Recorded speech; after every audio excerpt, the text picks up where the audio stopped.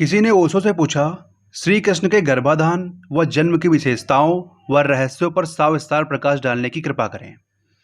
तो ओशो ने कहा, कृष्ण का जन्म हो या किसी और का जन्म हो, जन्म की स्थिति में बहुत भेद नहीं है। इसे थोड़ा समझना जरूरी है। लेकिन सदा से हम भेद देखते आए हैं, वह कुछ प्रतीकों को ना समझने के कारण। कृष्ण का जन्म होता है अंधेरी रात में, अमावस में। सभी का जन्म अंधेरी रात में होता है और अमावस में होता है। जन्म तो अंधेरे में ही होता है। असल में जगत की कोई भी चीज उजाले में नहीं जन्मती। सब कुछ जन्म अंधेरे में ही होता है। एक बीज भी फूटता है तो जमीन के अंधेरे में जन्मता है। फूल खिलते हैं प्रकाश में, जन्म अंधेरे में होता है। असल में जन्म की प्रक्रिया इतनी रहस्यपूर्ण है कि अंधेरे में ही हो सकती है।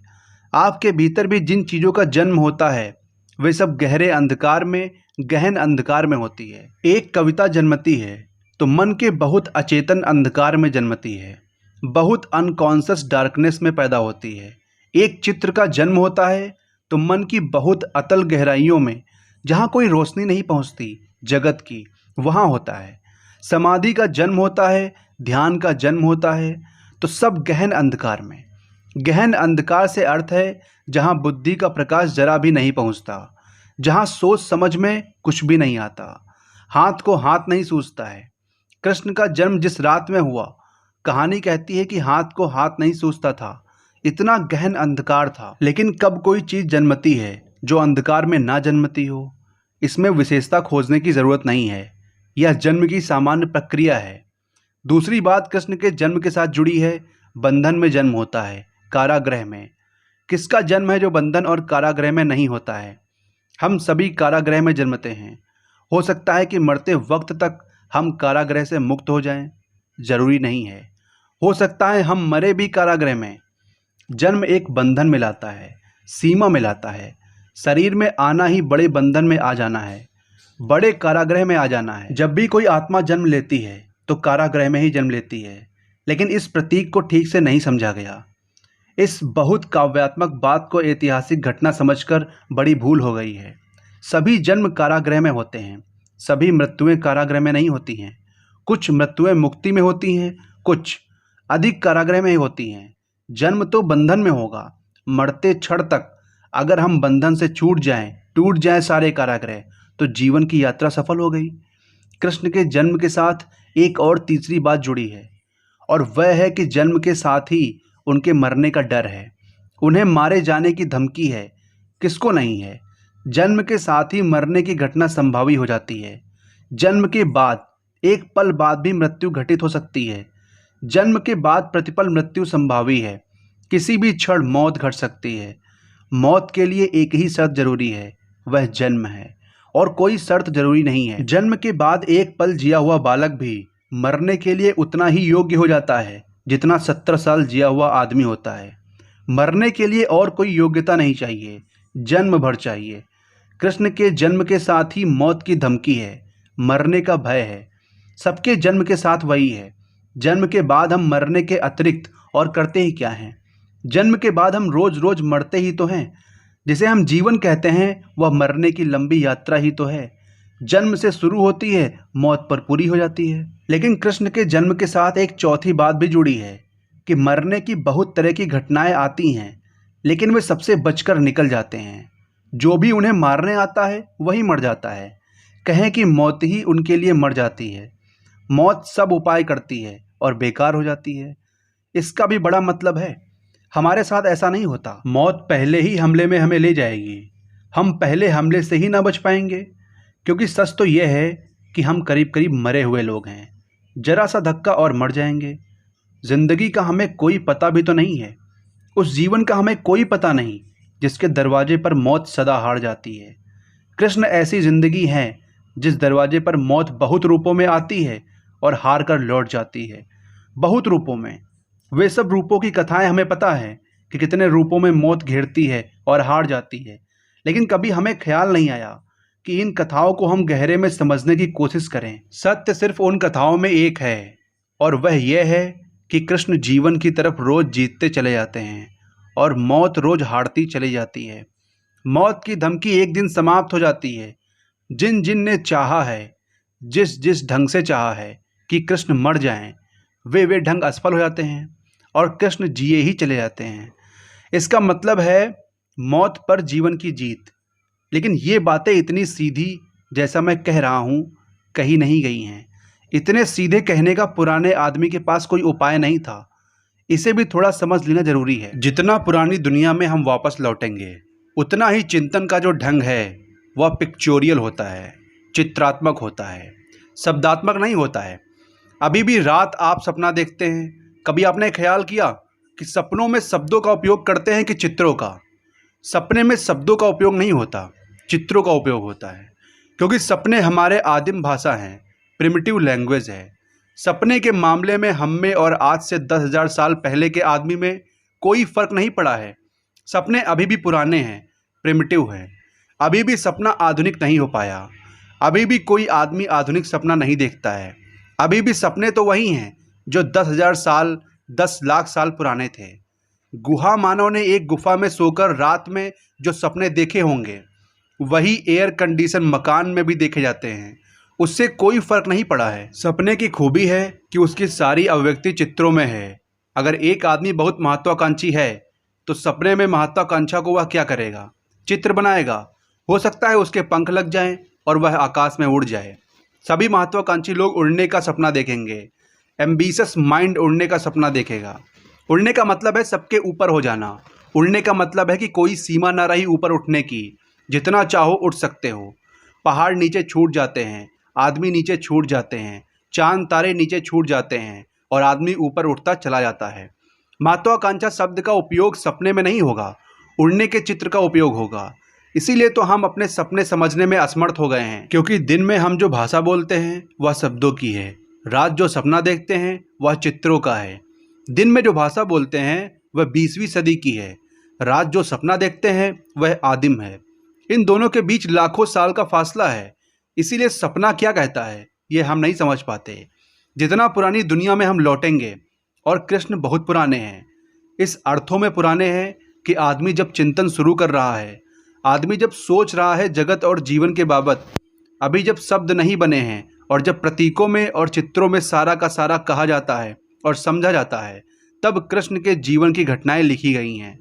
उन घटनाओं को डिकोड करना पड़ता है। उन घटनाओं को चित्रों से तोड़कर शब्दों में लाना पड़ता है। इसीलिए ध्यान रहे कि क्राइस्ट का जीवन भी करीब करीब कृष्ण जैसा ही शुरू होता है। उसमें बहुत फर्क नहीं है। इसीलिए बहुत लोगों को तो यहाँ तक भ्रम पैदा हो गया था। अभी भी कुछ लोगों को है कि क्राइस्ट हुए ही नहीं, यह कृष्ण की ही कथा है जो यात्रा करके और जेरूसलम तक पहुँच गई है। क्योंकि जन्म की कथा में बड़ा साम्य है। अंधेरी रात में मृत्यु के भय से घिरे हुए जीसस का जन्म होता है। यहाँ कंस धमकी दे रहा है कृष्ण की मृत्यु की, वहाँ हेरोद सम्राट जीसस को हत्या की धमकी दे रहा है। यहाँ कंस ने बच्चे कटवा डाले हैं कि उसका मारने वाला पैदा ना हो जाए, वहाँ हेरोद ने बच्चे कटवा डाले कि उसका मारने वाला पैदा ना हो जाए। नहीं, लेकिन कृष्ण की कहानी क्राइस्ट की कहानी नहीं है। जीसस अलग ही व्यक्ति हैं, अलग ही उनकी यात्रा है, लेकिन प्रतीक दोनों समान हैं। और प्रतीक इसलिए दोनों समान है कि प्रिमिटिव माइंड एकदम समान होता है। यह आपसे कहने जैसी बात है कि चाहे अंग्रेज सपना देखें और चाहे चीनी सपना देखें और चाहे जापानी सपना देखें, सपने की भाषा एक है। हमारी बोलने की भाषाएं अलग हैं, मिथ पुराण की भाषा एक है। तो जो प्रतीक पुराने मन में उठे हैं, कृष्ण के जन्म के साथ जुड़ गए, वे ही प्रतीक जीसस के जन्म के साथ जुड़ गए। लेकिन यह एक ही व्यक्ति होने का भ्रम और एक कारण से पैदा हुआ कि जीसस का नाम तो जीसस है, लेकिन बाद में उनके साथ जुड़ गया क्राइस्ट। क्राइस्ट शब्द को कृष्ण शब्द का रूपांतरण माना जा सकता है। मैं एक आदमी को जानता हूँ जिनका नाम क्रिस्टो बाबू है। मैंने उनसे पूछा कि यह कैसा नाम है। उन्होंने कहा, नाम तो मेरा कृष्ण है, लेकिन अंग्रेजी में लिखते लिखते धीरे धीरे क्रिस्टो हो गया। मैंने कहा, हद हो गई। मैंने उनसे कहा कि आपको पता है कि कुछ लोगों का यह कहना है कि कृष्ण शब्द ही क्राइस्ट हो गया है। इसकी संभावना है। जीसस तो अलग व्यक्ति हैं, लेकिन इस बात की संभावना है कि कृष्ण शब्द यात्रा करते करते क्राइस्ट हो गया हो। क्योंकि जीसस की क्राइस्ट एक पदवी है, जैसा कि वर्धमान की पदवी महावीर है। वर्धमान घर का नाम है, बाद में जब वे ज्ञान को उपलब्ध हुए तो महावीर नाम हो गया। बुद्ध घर का नाम नहीं है, गौतम सिद्धार्थ घर का नाम है। जब वे ज्ञान को उपलब्ध हुए तो बुद्ध हो गए। जीसस घर का नाम है, जब वे ज्ञान को उपलब्ध हुए तो क्राइस्ट हो गए। अब यह क्राइस्ट शब्द हो सकता है कि कृष्ण से ही आ गया हो, इसमें बहुत कठिनाई नहीं है, यह जा सकता है। लेकिन जीसस का व्यक्तित्व अलग व्यक्तित्व है। जन्म की घटनाओं में ज़रूर तालमेल है, उससे दो व्यक्ति हैं, वे एक नहीं हैं। जन्म की घटनाओं का तालमेल एक ही व्यक्ति के जन्म के कारण नहीं है। जन्म की घटनाओं का तालमेल एक ही तरह के अचेतन मन में पैदा हुए प्रतीकों का है। कार्ल गुस्ताव जुंग ने मनुष्य के मन के संबंध में एक बहुत अद्भुत खोज की है, जिस खोज को वह आर्च टाइप कहते हैं। वह कहते हैं मनुष्य के गहरे मन में कुछ आर्च टाइप हैं, कुछ मनुष्य के गहरे मन में बुनियादी प्रतीक हैं जो सारी दुनिया में समान हैं। वे दोहराते रहते हैं। क्राइस्ट और कृष्ण के जन्म की कथा में वे ही प्रतीक दोहरे हैं। और मैंने जैसा कहा, इस जन्म की घटना को ठीक से समझें तो यह सभी के जन्म की घटना है। और कृष्ण शब्द को भी थोड़ा समझना जरूरी है। कृष्ण शब्द का अर्थ होता है केंद्र। कृष्ण शब्द का अर्थ होता है जो आकृष्ट करे, जो आकर्षित करे, सेंटर ऑफ ग्रेविटेशन, कशिश का केंद्र। कृष्ण शब्द का अर्थ होता है जिस पर सारी चीज़ें खिंचती हों, जो केंद्रीय चुंबक का काम करे।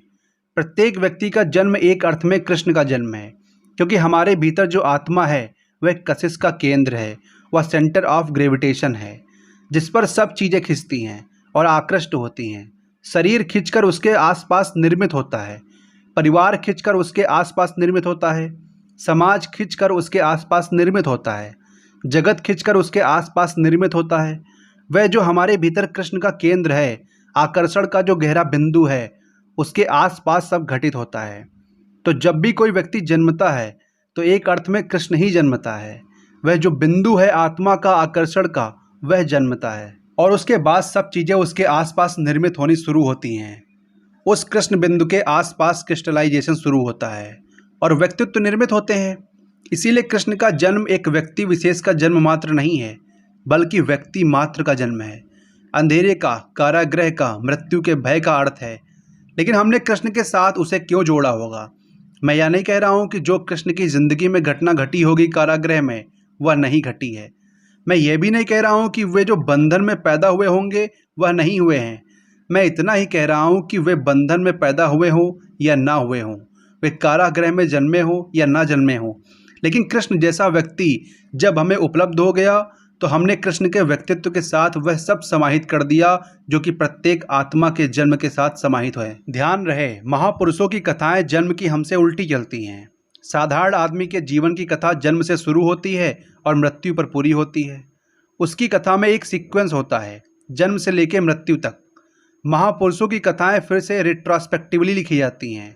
महापुरुष पहचान में तो आते हैं बाद में, और उनकी जन्म की कथाएं फिर बाद में लिखी जाती हैं। कृष्ण जैसा आदमी जब हमें दिखाई पड़ता है तब तो पैदा होने के बहुत बाद दिखाई पड़ता है। वर्षों बीत गए होते हैं उसे पैदा हुए।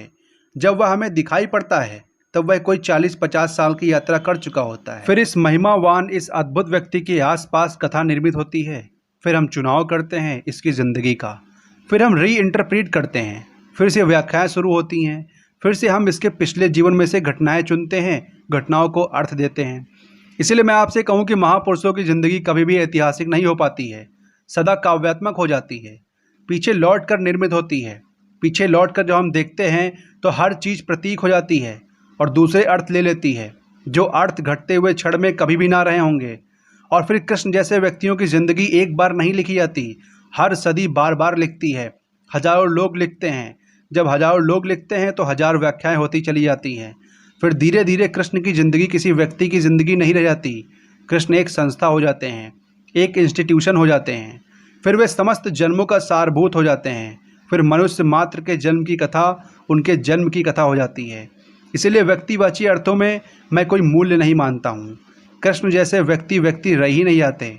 वे हमारे मानस के, हमारे चित्त के, हमारे कलेक्टिव माइंड के प्रतीक हो जाते हैं। और हमारे चित्त ने जितने भी जन्म देखे हैं वे सब उनमें समाहित हो जाते हैं। इसे ऐसा समझें, एक बहुत बड़े चित्रकार ने एक स्त्री का चित्र बनाया, एक बहुत सुंदर स्त्री का चित्र। लोगों ने उनसे पूछा कि यह कौन स्त्री है जिसके आधार पर इस चित्र को बनाया। उस चित्रकार ने कहा, यह किसी स्त्री का चित्र नहीं है, ये लाखों स्त्रियां जो मैंने देखी है सबका सारभूत है।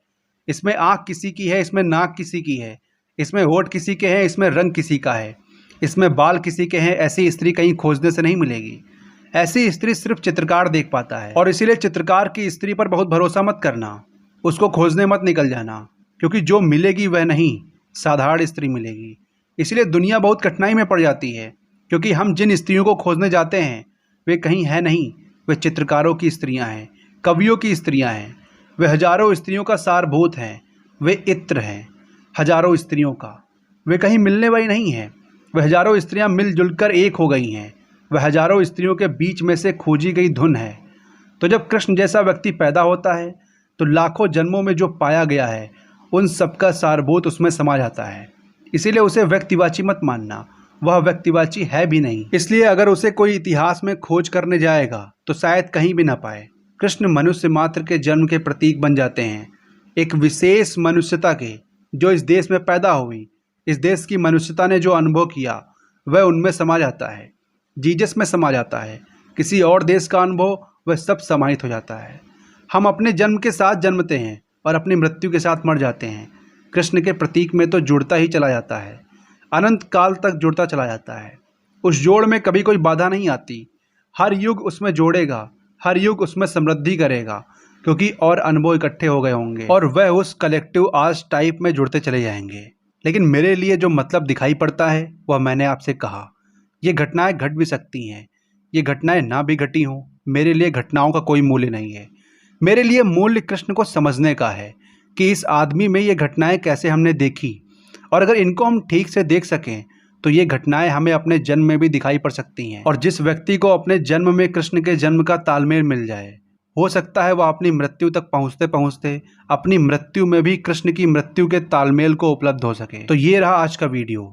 आपको ये वीडियो कैसे लगा कमेंट सेक्शन में ज़रूर बताना, और सभी को मेरी तरफ से प्रणाम।